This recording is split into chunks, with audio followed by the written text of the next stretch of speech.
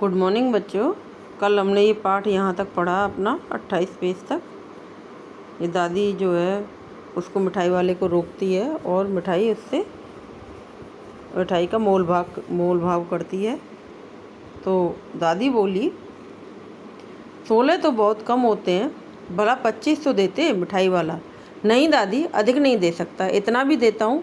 यह अब मैं तुम्हें क्या, खैर मैं अधिक ना दे सकूँगा।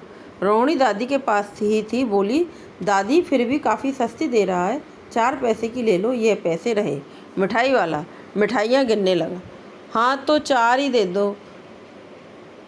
अच्छा 25 नहीं सही, 20 ही दे दो। अरे हाँ, मैं बूढ़ी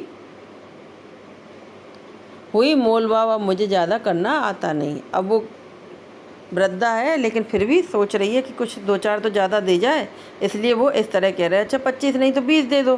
कहते हुए दादी के पोपले मुंह से जरा सी मुस्कुराहट फूट पड़ी, मतलब निकल गई। रोहिणी ने दादी से कहा, दादी इससे पूछो तुम इस शहर में और कभी भी आए थे या पहली बार आए हो? यहाँ के निवासी तो तुम हो नहीं। दादी के इस कथन को दोहराने की चेष्टा ही की थी कि मिठाई वाले ने इसका उत्तर दे दिया, क्योंकि उसने सीधे ही चिक से उसकी आवाज़ सुन ली थी। पहली बार नहीं, और भी कई बार आ चुका हूँ। रोहिणी चिक की आड़ ही से बोली, पहले यही मिठाई बेचते हुए आए थे या कोई और चीज़ लेकर? मिठाई वाला हर्ष और संशय और विस्मय आदि भावों में डूबकर बोला, इससे पहले मुरली लेकर आया था और उससे पहले खिलौने लेकर। रोहिणी का अनुमान ठीक निकला। अब तो वह उससे और भी कुछ बातें पूछने के लिए अस्थिर हो उठी। वह बोली, इन व्यवसायों में भला तुम्हें क्या मिलता होगा? वह बोला, मिलता भला क्या है, यही खाने भर को मिल जाता है, कभी नहीं भी मिलता है, पर हाँ संतोष, धीरज और कभी कभी असीम सुख जरूर मिलता है, और यही मैं चाहता भी हूँ। सो कैसे, वह भी बताओ। अब व्यर्थ उन बातों की क्या चर्चा करूं, मतलब अब उन बातों की चर्चा करने से आपको, मतलब आपके सामने क्या फ़ायदा? इस तरह से वो सोचना है कि मतलब मैं क्यों अपनी बातों को कहूं। लेकिन जब वो रोहिणी इस बार पूछ रही है तो वो जवाब दे रहा है। उन्हें आप जाने ही दें, इन बातों को सुनकर आपको दुखी होगा।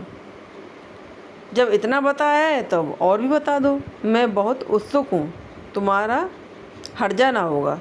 मिठाई में और भी ले लूँगी, यानी तुम यहाँ 2-4 मिनट रुक भी जाओगे तो तुम्हारी कोई ज़्यादा मतलब नुकसान नहीं होगा, और मैं थोड़ी सी मिठाई तुमसे और भी ले लूँगी। अतिशय गंभीरता के साथ मिठाई वाले ने कहा, मैं भी अपने नगर का एक प्रतिष्ठित आदमी था। मकान, व्यवसाय, गाड़ी घोड़े, नौकर चाकर सभी कुछ था। स्त्री थी, छोटे छोटे 2 बच्चे भी थे। मेरा वह सोने का संसार था, यानी बहुत ही मेरा सही अच्छा सुखी संसार था। बाहर संपत्ति का वैभव था, भीतर सांसारिक सुख था, यानी पत्नी थी, बच्चे थे, और अच्छी पत्नी और संस्कारित बच्चे हों तो संसार सुखी ही होता है, और ऊपर से पैसा हो तो और भी अच्छी बात है। तो वैभव भी, कहने का मतलब यहाँ पर ये है। तो भीतर सांसारिक सुख था, यानी स्त्री सुंदरी थी, मेरी प्राण थी। बच्चे ऐसे सुंदर थे जैसे सोने के सजीव खिलौने। उनकी अटखेलियाँ के मारे घर में कोलाहल मचा रहता था। समय की गति, विधाता की लीला। अब कोई नहीं है। दादी प्राण निकाले नहीं निकले, इसलिए अपने उन बच्चों को खोज में निकला हूँ, यानी मैं मर नहीं सका उनके साथ में। लेकिन सच बात यह है कि मैं बहुत दुखी हो गया था। वे सब अंत में होंगे तो यहीं कहीं, आखिर कहीं ना कहीं तो जन्मे ही होंगे। उस तरह रहता तो घुल घुल कर मरता। यदि मैं वहीं पड़ा रहता तो मैं घुल घुल कर मर जाता। लेकिन मैंने सोचा कि मैं अपने बच्चों को ढूंढूंगा, इन बच्चों की खुशियों में, इन बच्चों की चहचहाहट में, इन बच्चों की मुस्कुराहट में। तो इस तरह से सुख संतोष के साथ मरूंगा। इस तरह के जीवन में कभी कभी उन बच्चों की एक झलक सी मिल जाती है। ऐसा जान पड़ता है जैसे वे इन्हीं में उछल उछल कर हंस खेल रहे हों। पैसों की कमी थोड़ी ही है, आपकी दया से पैसे तो काफ़ी हैं। जो नहीं है इस तरह उसी को पा जाता हूँ, यानी पैसे तो मेरे पास आज भी हैं, अभी भी हैं, और मैं जो चीज़ें बनवाता हूँ, बेचता हूँ। तो रोहिणी ने अब मिठाई वाले की ओर देखा, उसकी आंखें आंसुओं से तर हैं। इसी समय चुन्नू मुन्नू आ गए। रोहिणी से लिपटकर उसका आंचल पकड़कर बोले, अम्मा मिठाई मुझसे लो। ये कहकर तत्काल कागज़ की 2 पुड़ियाँ मिठाइयों से भरी मिठाई वाले ने चुन्नू मुन्नू को दे दी। रोहिणी ने भीतर से पैसे फेंक दिए, यानी उसने जो एक्स्ट्रा मिठाई दी थी उसके पैसे रोहिणी ने दे दिए।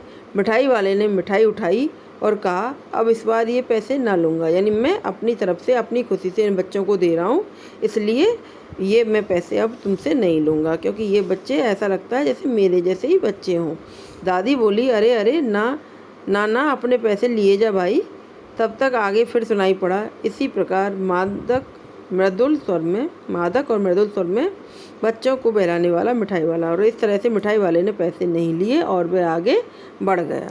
ये आपका पाठ